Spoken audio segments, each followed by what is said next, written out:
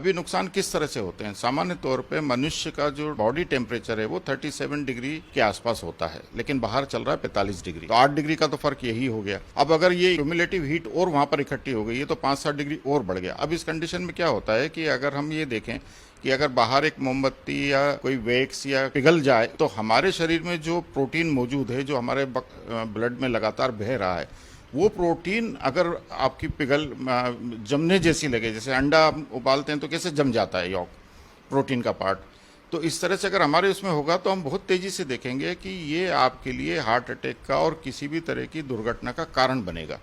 हम लगातार देखते हैं कि जो लोग धूप में जरा भी जिनकी सहन शक्ति नहीं है, अभी हमने देखा कि शाहरुख खान साहब एक मैच देखने के लिए गए थे और वहाँ पर उनकी तबीयत खराब हो गई और भर्ती करना पड़ा। ये हीट स्ट्रोक के, ये इम्बैलेंस के कारण है, क्योंकि आपकी बॉडी का थ्रेशोल्ड बहुत छोटा हो गया है। जब थ्रेशोल्ड छोटा है तो जरा सी चीज़ें आपको नुकसान दे सकती हैं। अभी नुकसान किस तरह से होते हैं? सामान्य तौर पे मनुष्य का जो बॉडी टेम्परेचर है वो 37 डिग्री के आसपास होता है, लेकिन बाहर चल रहा है 45 डिग्री। तो 8 डिग्री का तो फर्क यही हो गया। अब अगर ये क्यूमुलेटिव हीट और वहां पर इकट्ठी हो गई है तो 5-7 डिग्री और बढ़ गया। अब इस कंडीशन में क्या होता है कि अगर हम ये देखें कि अगर बाहर एक मोमबत्ती या कोई वैक्स या पिघल जाए तो हमारे शरीर में जो प्रोटीन मौजूद है, जो हमारे ब्लड में लगातार बह रहा है, वो प्रोटीन अगर आपकी जमने जैसी लगे, जैसे अंडा उबालते हैं तो कैसे जम जाता है यॉक, प्रोटीन का पार्ट, तो इस तरह से अगर हमारे उसमें होगा तो हम बहुत तेजी से देखेंगे कि ये आपके लिए हार्ट अटैक का और किसी भी तरह की दुर्घटना का कारण बनेगा।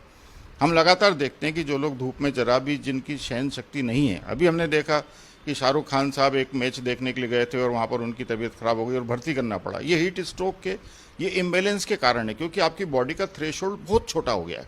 जब थ्रेशोल्ड छोटा है तो जरा सी चीज़ें आपको नुकसान दे सकती हैं।